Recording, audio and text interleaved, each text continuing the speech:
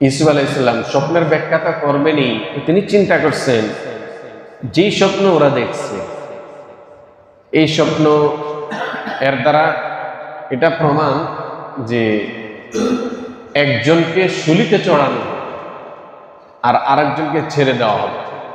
এখন ওরা তো আমার কথাটা খুব মনোযোগ দিয়ে শোনার জন্য উৎপেতে আছে, আমি স্বপ্নের ব্যাখ্যাটা কি করি, এই সুযোগে ওদেরকে আমি তাওহীদের দাওয়াত দিয়ে দিই।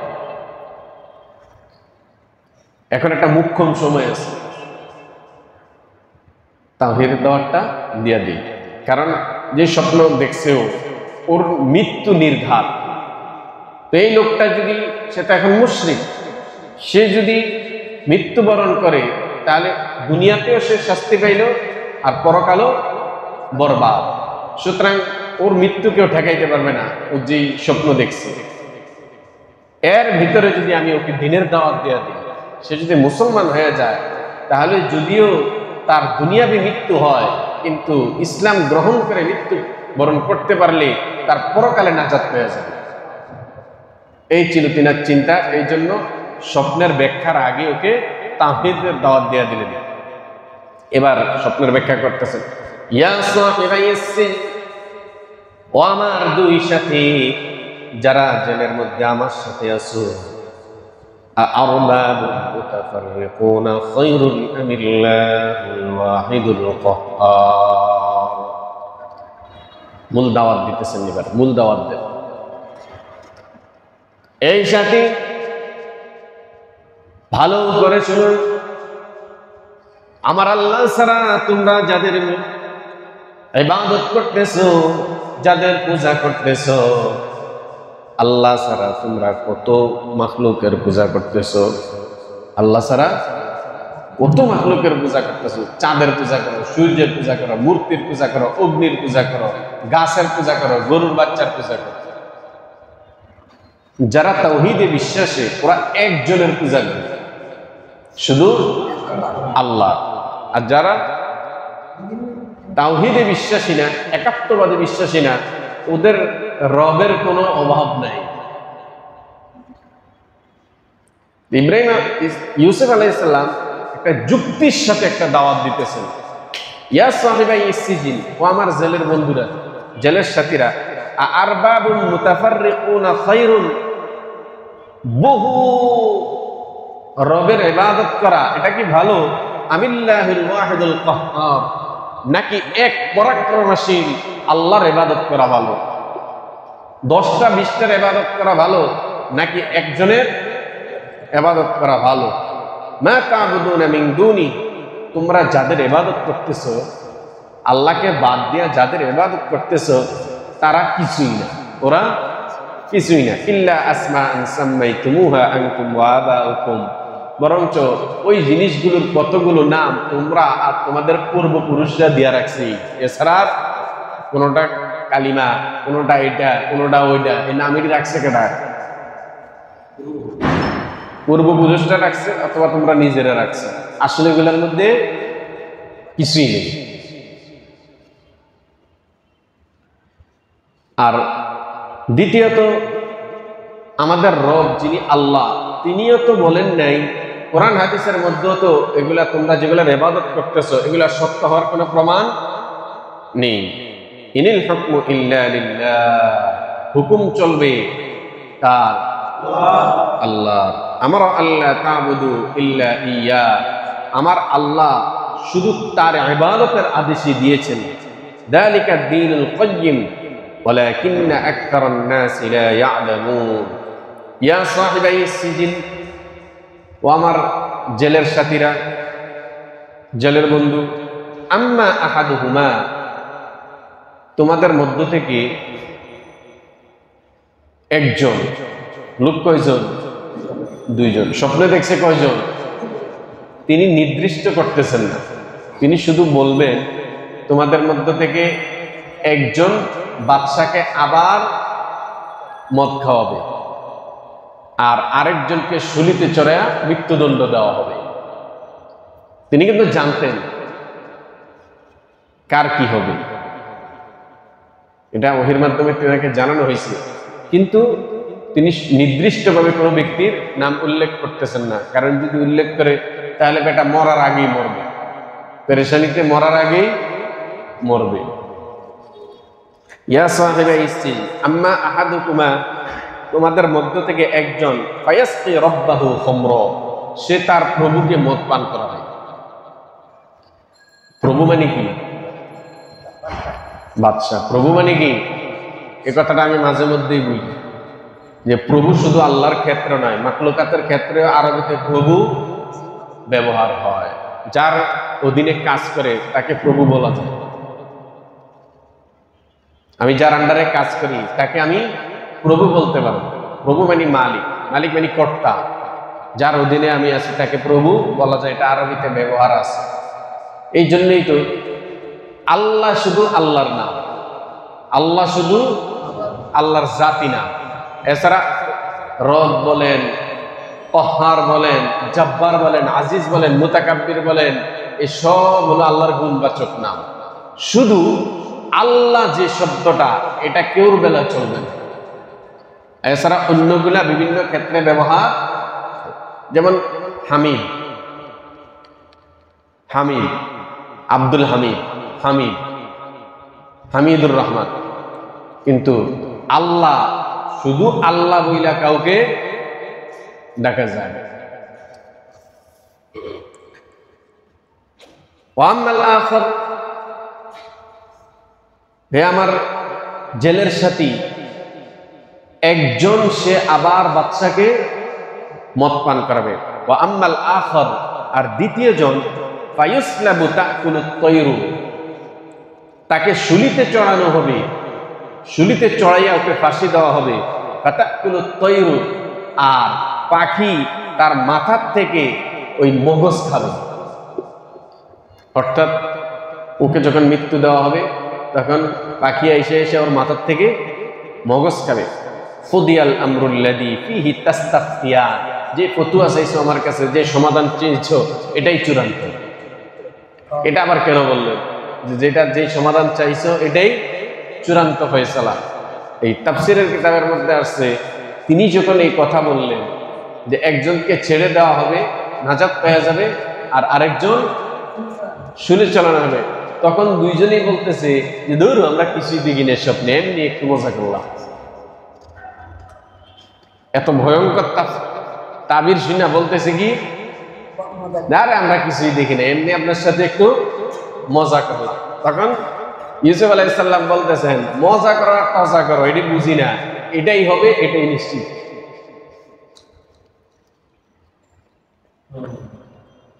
এবার ইউসুফ আলাইহিস সালাম বলতেছেন, তোমাদের মধ্য থেকে যে নাজাত পাবা সে তো চলে যাইবে, আবার গিয়া বাদশার খেদমত করবে। একজন বাদশার মদ পানের ইন্তজাম করতো, আর আরেকজন বাদশাকে পাকাইয়া খাওয়াইতো। সমস্যাটা হয়েছে কি? সমস্যাটা হয়েছে এই বিষ মিশিয়ে দিছে। দুষ্ট চক্র তাদেরকে হাত করছে যে বাদশাকে যদি মারতে পারো তুমি এই জিনিস দিয়ে। এখন যে যেই ব্যক্তিরা কি পাক করে, সে করছে কি খাবারের সাথে বিষ মিশিয়ে দিছে। যখনই বাদশা পান করবে, খাবে, তখনই যে মদ পান করায় সে বলছে, বাদশা রব একটা খাইন না, এটার মধ্যে বিষ আছে। যখন নাকি এই কথা বলছে তখন বাবরচি বলে যে আপনি পানি পান করেন না, পানির মধ্যে বিষ আছে। এবার বাদশা তো একটা বিপদে বেড়ে গেছে, বিষ কোনটার মধ্যে আছে। যখন খাবার মুখ দিবে তখন মদ পান করানোওয়ালা বলতেছে এটা খাইন না, এটার মধ্যে বিষ আছে। এবার ও যখন দেখলো হায় হায়, ও তো বলে দিছে, তখন ওকে ভাসানোর জন্য সে বলতেছে পানি পান করেন না, মদ পান করেন না, মদের মধ্যে বিষ আছে।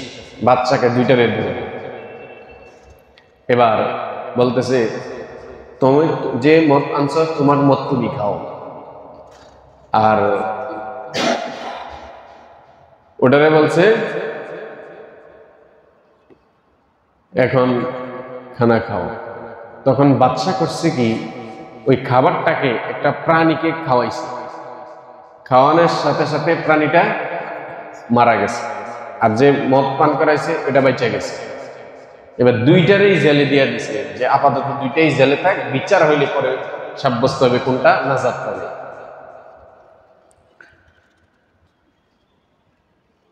ইউসুফ আলাইহিস সালাম তিনি তাদেরকে বললেন, আমি তো একটা নির্দোষ মানুষ জেলের মধ্যে, তো তোমাদের মধ্য থেকে যে নাজাত পাবা সে বাদশার কাছে গিয়ে আমার ঘটনাটা বলবা। বাদশাহ, জেলের মধ্যে শুধু শুধু একটা নিরপরাধ মানুষ জেল কাটতেছে, এই কথাটা একটু বাদশার কাছে বইলা দিবা।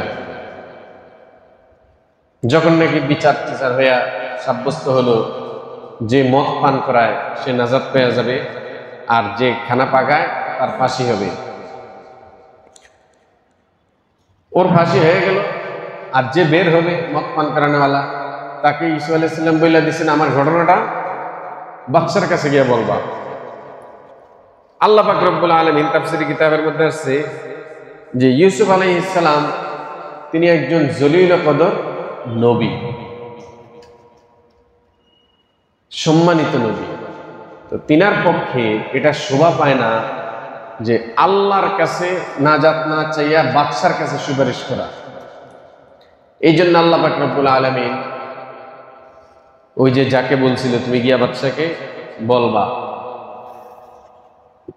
এটা ভুলে দিয়েছেন শয়তানের মাধ্যমে। এখন সে গেছে, কিন্তু ইউসুফ আলাইহিস সালাম যে কথা বলছে এটা আরও মনে নেই। এই যে কথাটা আছে, وقال للذي ظن أنه ناج منهما, ইউসুফ আলাইহিস সালাম তাকে বললেন যে নাজাত পেয়ে যাবে, উযকুরনি ইনদা রাব্বিকা, তুমি তোমার প্রভুর কাছে বাদশার কাছে গিয়ে আমার কথা উল্লেখ করবে। ফাআনসাহু শাইতানু যিকরা রাব্বি, শয়তান তার প্রভুর কাছে জিনিসটাকে বলার ব্যাপারটাকে ভুলে গেছে। ফালাবিসা ফিস সিজনি বিদআ সিনিন, এই কারণে ইউসুফ আলাইহিস সালামের আরো কয়েক বছর জেলে থাকতে হয়েছে। এবার যখন ইউসুফ আলাইহিস সালাম জেলে থাকতেছেন প্রায় 7 বছর, হঠাৎ একদিন বাদশা স্বপ্নে দেখতেছে কি যে নদীর থেকে 7টা মোড়া তাজা গাভী আসতেছে, তাদের পিছনে পিছনে দুর্বল জীর্ণ শীর্ণ রোগাক্রান্ত 7টা গাভী আসতেছে। আইসা মোটা তাজা 7টা গাভীকে ওই দুর্বল গাভী খেয়ে ফেলছে, এবং দেখতেছে যে শীষ, ধানের শীষ আছে না, গমের শীষ, ধানের শীষ, এরকম সবুজ সুন্দর ধানের শীষ। আবার দেখলেন একবারে শুকনা মরা ধরা শীষ। বাচ্চা তো হয়রান, এটা কি দেখলাম স্বপ্ন? তো স্বপ্ন কয় প্রকার? 3 প্রকার। স্বপ্ন কয় প্রকার? 3 প্রকার। স্বপ্নকে আমরা কি বলি? খাব। খাব কত প্রকার? 3 প্রকার।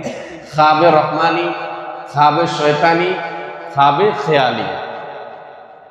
একটা সারাদিন দান্দা করছে, ওই মাথার মধ্যে ওইটাই আছে, শুইলে স্বপ্নে ওইটাই দেখে, এটাকে বলা হয় খাবে খেয়ালি। খেলের থেকে এই খেয়াল করতে করতে এটাই দেখছে স্বপ্নে। আরেকটা হলো খাবে শয়তানি, যেটা শয়তান দেখায়। আর আরেকটা হলো খাবে রহমানি, যেটা আল্লাহর তরফ থেকে দেখানো হয়, হয় সুসংবাদ অথবা সতর্কতা। ওকে সুসংবাদ দেওয়া হয় স্বপ্নে, অথবা ওকে সতর্ক করা হয় স্বপ্নে, তুমি ওই কাজটা করবা না। তো বাদশা যখন এটা স্বপ্নে দেখলো, দেখার পর মন্ত্রী পরিষদ এলাকার সব লোককে ডাকছে যে আমি স্বপ্ন দেখলাম 7টা মোড়া তাজা গাভী আসতেছে, ওর পিছনে দুর্বল 7টা গাভী আসতেছে, আইসা মোড়া তাজাগুলোকে খেয়ে ফেলছে। আবার ভালো শীষ দেখলাম, ধানের শীষ, গমের শীষ। আবার দেখলাম একেবারে মরা ধরা শুকনা। স্বপ্নটা কি? وقال الملك إني أرى 7 بقرات سمان يأكلهن 7 عجاف وسبع سنبلات خضر وأخرى يابسات يا أيها الملأ أفتوني في رؤيا إن كنتم للرؤيا تعبرون وقال الملك إني أرى 7 بقرات سمان يأكلهن 7 عجاف 7টা মোটা তাজা গাবি আর 7টা জীর্ণ শীর্ণ গাবি ওয়াসাবা সুম্বুলাতিন খুদরিন এবং 7টা শীষ সবুজ ওয়া উখরা ইয়াবিসা আর 7টা দেখলো একেবারে দুর্বল ইয়া আইয়ুহাল মালাউ হে আমার পরিষদ বর্গ আফতুনি বর্ণনা করো ফি রুইয়া আমার স্বপ্নের বর্ণনা করো ইন কুনতুম লিররুইয়া তা'বুরুন যদি তোমরা অভিজ্ঞ স্বপ্নের ব্যাখ্যাকারী হয়ে থাকো তাহলে আমার কাছে বর্ণনা করো এখন ওখানে যা আছে এগুলো তো হলো সব জাহেল মুশরিক ওরা স্বপ্নের আসল ব্যাখ্যাটা করবে কোত্থেকে ওরা চিন্তা করছে এই স্বপ্ন তো পারমু না ব্যাখ্যা করতে একটা বই লাগবে অলু ওরা বললো আদগাস আহলাম দূর আপনাদের স্বপ্নে শয়তান দেখেছে আপনি একটা সারাদিন কল্পনা করছেন এই ভুয়া স্বপ্নে দেখছেন আপনি ভুয়া স্বপ্ন এই স্বপ্নের কোনো আগামাতা নেই ওমা নাহনু বিতাকবিলি প্রথম দাবি হলো আপনি যে স্বপ্নে দেখছেন এটা পুরো ফালতু একটা স্বপ্ন দ্বিতীয় তাদের কথা হলো ওমা নাহনু বিতাকবিলিল আহলামি বিআলিমিন আপনি যে স্বপ্নে দেখছেন এই স্বপ্নের জ্ঞান আনবো নেই আমরা এটা পারবো না ওই যে যেটাকে নাজাত দেওয়া হয়েছে মদ পান করা যেটা হঠাৎ এটার মনে উঠছে হায় হায় জেলে আমি যার সাথে ছিলাম ও তো বিশ্ববিখ্যাত স্বপ্নের ব্যাখ্যাকারী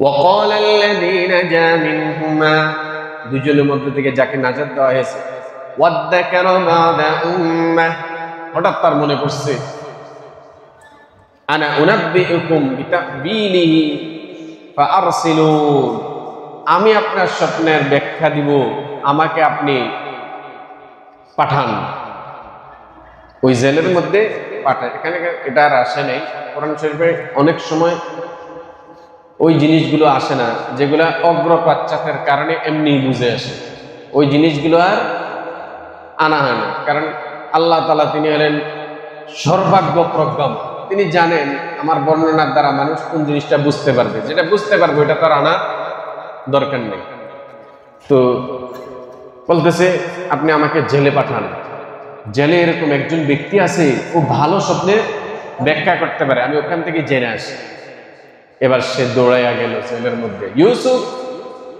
আইয়ুহাস সিদ্দিক ইউসুফ আইয়ুহাস সিদ্দিক ইউসুফ তুমি বড়ই সত্যবাদী আফতিনা ফি 7 বাকরাতিন সিমানি ইয়াকুলুহুন্না 7 ইজাব ওয়া 7 সুম্বুলাতিন খুদরিন ওয়া উখরা ইয়াবিসাত হে ইউসুফ তুমি আমাকে এই স্বপ্ন বলে দাও ফি 7 বাকরাতিন সিমান মোটা তাজা 7টা গাবি ইয়াকুলুহুন্না 7 ইজাব দুর্বল 7টা গাবি মোটা তাজা 7টা গাবিকে হে বলছে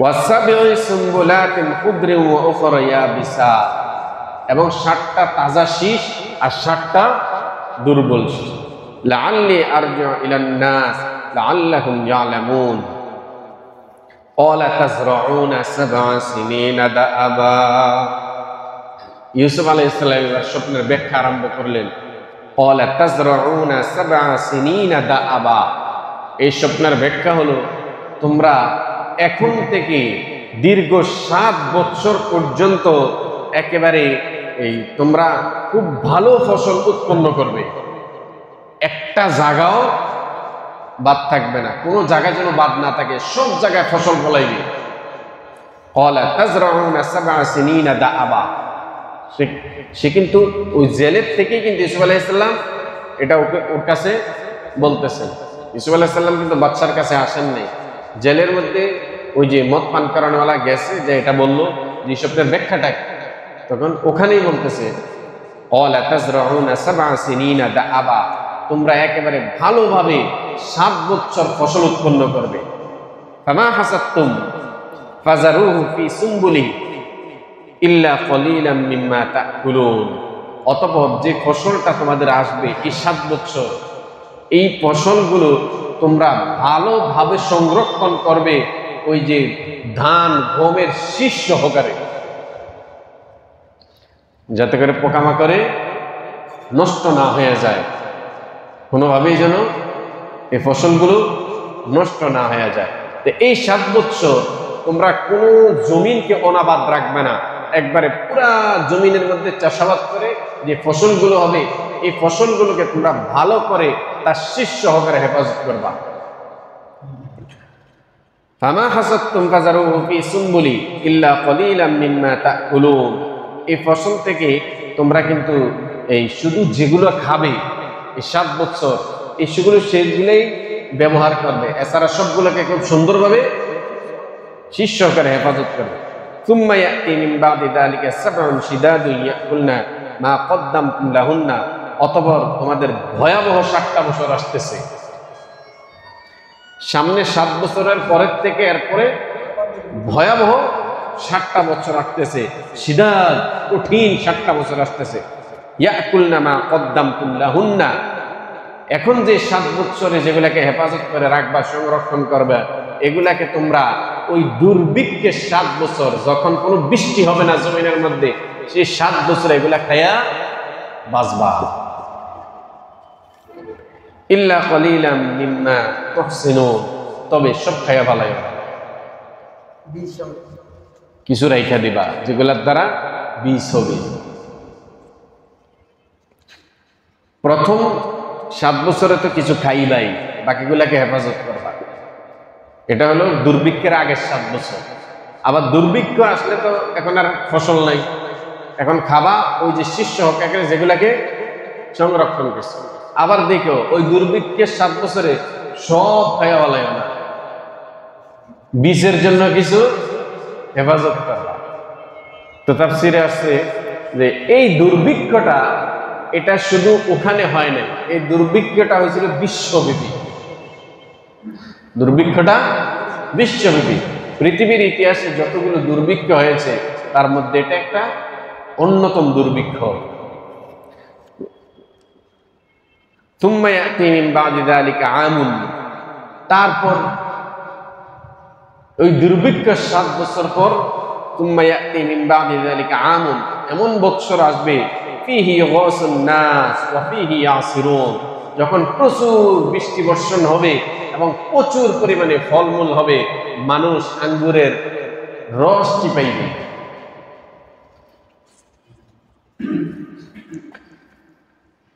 সে যখন ইউসুফ আলাইহিস সালামের থেকে স্বপ্নের এই তাফসীর শুনে, এই ব্যাখ্যা শুনে বাদশার নিকট আসলো, আয়েশা বলতেছে যে সে তো এই ব্যাখ্যা করছে। এটা শোনার পর বাদশার এবার কৌতূহল জাগছে, নিশ্চয়ই সে দামি কোনো মানুষ। আমার মন্ত্রী পরিষদের মধ্যে এত হুমরা সুমরা আছে, কেউ পারল না। আর এই ছেলে জেলের মধ্যে থাইকা এটার ব্যাখ্যা করলো, তাহলে নিঃসন্দেহ একটা কিছু হবে। বাদশা ওকে নিয়ে, ইউসুফ আলাইহিস সালামকে নিয়ে ভবিষ্যতের একটা পরিকল্পনা করছে যে এটা ব্যাখ্যা করলো, এটা যদি বাস্তব হয় তাহলে তো বিশাল একটা উপকার করছে জাতি। ওয়াকাল আল মালিক, এবার বাদশা বললেন উতুনি বি, ওকে আমার কাছে নিয়ে আসো। একজন দূত পাঠাইলেন, ওকে সসম্মানে আমার কাছে নিয়ে আসো। গিয়া যখন প্রস্তাব দিলেন যে আপনাকে বাদশা ডাকছে, এই প্রস্তাব দেওয়ার পর ফালাম্মা জাআহু রাসূল, রাসূল যাকে পাঠাইছে তাকে বলা, যাকে পাঠানো হয় তাকে কি বলা হয়? দূত, রাসূল। আমরা যে আমাদের নবীদেরকে রাসূল বলি কেন? এনারা আল্লাহর দূত। ফেরেশতাদেরকেও রাসূল বলা হয়, ফেরেশতাগণকেও রাসূল বলা হয়। কোরআন শরীফে অনেক জায়গায় জিবরাইল আলাইহিস সালামের কথা আসছে রাসূল। কারণ তিনি আল্লাহর বার্তাবাহক, আল্লাহর বাণী তিনি জমিনে নিয়ে আসেন। যারাই বার্তাবাহক তাদেরকে রসুল বলা হয়, দূত বলা হয়। ফালাম্মা জাআহুর রাসূল, এবার যখন ওই দূত গেলেন ইউসুফ আলাইহিস সালামের কাছে, ক্বালা আরজি ইলা রাব্বিকা, ইউসুফ আলাইহিস সালাম বলেন, না আমি যাব না, আমি যাব না। আগে এটা প্রমাণ করতে হবে ইউসুফ নির্দোষ। ইউসুফ দীর্ঘদিন জেলের মধ্যে আছে, ইউসুফ সম্পূর্ণ নির্দোষ। দ্বিতীয়ত, এখন নিয়ে হয়তো আমাকে বড় একটা পদ দিতে পারে, বড় পদ দেওয়ার পর যখন আমার বিচার করা হবে তখন মানুষ বলবে যে এটা সরকারের লোক দেখা ওর বিচার দুর্বল হয়েছে, ও সরকারের লোক। মন্ত্রীর বিচার বল যদি ক্ষমতা থাকে লামসাম বিচার হয়, কিন্তু যদি নাকি আমি জেলে থাকি তাহলে এখানে আমার সুস্থ বিচারটা হবে। এখান থেকে যদি আমি নির্দোষ প্রমাণ হই এটার মধ্যে আর কোনো প্রশ্ন থাকবে না, সুতরাং আমি যাব না। বাচ্চাকে গিয়া বলো যে সমস্ত মহিলারা হাত কাটছে ওদেরকে ডাকাইতে, ওদেরকে ডাকাইয়া ওদেরকে জিজ্ঞাসা করতে ইউসুফের ব্যাপারে, এবং জুলাইকাকে জিজ্ঞাসা করতে। ওরা তো সব বলছিল ইউসুফ দোষী, বাচ্চার কাছে বাঁচার জন্য কি বলছিল, ইউসুফ দোষী, এই জন্যই তো জেলে দিছে। ইউসুফ আলাইহিস সালাম বলেন, ফালাম্মা জাআহুর রাসূল ক্বালা, বললেন, ইরজি ইলা রাব্বিকা, তোমার প্রভুর কাছে যাও, বাদশার কাছে যাও, ফাসআলহু, গিয়া তাকে প্রশ্ন করো, মা বালুন নিসওয়াতিল্লাতি ক্বাত্তানা আইদিয়াহুন্না, ওই মহিলাদের কি ধারণা মহিলাদের ব্যাপারে যারা হাত কেটে ফেলছে। ইন্না রাব্বি বিকাইদিহিন্না আলীম, নিশ্চয়ই আমার রব তাদের চক্রান্তের ব্যাপারে খুব অবগত, সব জানেন। ক্বালা মা খাতবুকুন্না, বাদশা এবার সবগুলাকে ডাকছে। ইদ রাওয়াতুন্না ইউসুফা আন নাফসি, বাদশা তাদেরকে ডেকে বলছে, তোমরা যখন ইউসুফকে দেখছো, ওই মহিলাদের সবগুলাকে ডাকছে, ডেকে বাদশা বলতেছে, আচ্ছা তোমরা যখন ইউসুফকে দেখছো, তোমরা যখন হাত কেটে ফেলছো, তখন তোমাদের কি ধারণা ছিল ইউসুফের প্রতি, ওখানে কি ঘটছে? তখন মহিলারা বলছে, কুলনা হাশা লিল্লাহ, আর ইউসুফ তো 100% নির্দোষ, ইউসুফ নির্দোষ, মা আলিমনা আলাইহি মিন সু, তার কোনো খারাপই আমরা দেখি নাই, তার মধ্যে কোনো রকমের কোনো খারাপই নেই। ক্বালাত ইমরাতুল আজিজ, এবার জুলাইখাও বলে উঠছে যে আল আনা হাসহাসাল হক, আর আমি তো ইউসুফকে পুরা সত্যের উপর পাইছি। আর আগে কি বলছে যে ইউসুফ আমার জামা জমা চিরা বালাই, ইউসুফ আমাকে জবরদস্তি করছে, জোরাজুরি করছে আমার সাথে। আনা রাওয়াতুহু আন নাফসি, এবার সে স্বীকার করতেছে, আনা রাওয়াতুহু আন নাফসি, আমি ইউসুফকে ফুসলাইছিলাম, আমি ইউসুফকে ফুসলাইছিলাম। ওয়া ইন্নাহু লামিনাস সাদিকিন, নিশ্চয়ই সে সত্যবাদী, ওর কোনো দোষ নেই। ذلك ليعلم أني لم أخذه بالغيب وأن الله لا يهدي كيد الخائنين, যাতে করে ইউসুফ আলাইহিস সালাম বলেন যে আমি এটা কেন করছি, যাতে করে ذلك ليعلم أني لم أخذه بالغيب, আমি যার ঘরে লালিত পালিত হয়েছি, যে আমাকে ক্রয় করে তার ঘরে জায়গা দিছে, উত্তম জায়গা, সে তো আমার উপর বিশ্বাস করছে, সে এটা জানো তার অনুপস্থিতিতে তার ঘরে আমি কোন রকমের খেয়ানত করি নাই, এটা সে জানো। ওই যে অর্থমন্ত্রী যে আমাকে ক্রয় করে আনছে, জুলাইকার স্বামী, সেও তো বলছিল আমাকে জেলে পড়ছে বউয়ের কথা বিশ্বাস করে। তো আমি এই কারবারটা, এই কৌশলটা অবলম্বন করছি এটার জন্য, যাতে করে যার ঘরে আমি ছিলাম তিনি আমার উপর এত বড় দায়িত্ব দিয়েছেন, ঘরে সুন্দরী বউ রেখে গেছেন, পুরাপুরি বিশ্বাস করে আমার কাছে গেছেন, এই ছেলে কোনো খেয়ানত করবে না, সে যেন ভালো মতো বুঝতে পারে যে আমি তার অনুপস্থিতি তার প্রতি কোনো খেয়ানত করি নাই। যালিকা লিয়ালামা আন্নী লাম আখুনহু, সে যেন বুঝে আমি কোন রকমের খেয়ানত করে নেই তার অনুপস্থিতিতে। ওয়া আন্নাল্লাহা লা ইয়াহদি কাইদাল খাইনিন, কারণ আল্লাহ তাআলা কোনোদিনও খেয়ানতকারীদেরকে সফলতা দান করেন না। আল্লাহ পাক রব্বুল আলামিন আমাদেরকে এই যে এত ঘটনাগুলো শুনতেছি, এই ঘটনাগুলো আল্লাহ তাআলা কোরআনে নিয়ে আসছেন কেন? মানুষদেরকে মূলত ইবরত হাসিল করার জন্য, এগুলা দ্বারা উপদেশ অর্জন করার জন্য, যে কোনোভাবেই মানুষের কোনো রকমের খেয়ানত করা যাবে না। মানুষ একজন আরেকজনকে বিশ্বাস করে, আমাদের দেশে এগুলো অনেক ঘটে, যে সৌদি আরব গেছে বেটা চাকরি করতে, বউর কাছে টাকাটি পাঠাইতেছে, আয়সা থেকে বউ নেই টাকাও নেই, খেয়ানত করছে। আল্লাহ সব রকমের ফিতনা থেকে আমাদেরকে হেফাজত করুন।